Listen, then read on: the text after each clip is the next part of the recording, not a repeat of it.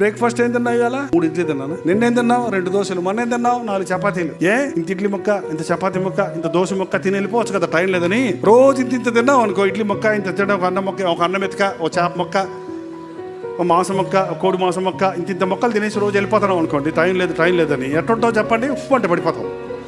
ఏంటండి, వాక్యం కూడా సమృద్ధిగా చదవకుండా ఏదో పాస్టర్ గారు అడుగుతారనో, అమ్మ నాన్న అడుగుతారనో, ఇంకెవరో చెప్తారనో, లేదా మనసాక్షి ప్రేరేపించిందనో ఓ చిన్న బిడ్డ చదువుకుంటే సరిపోద్దా?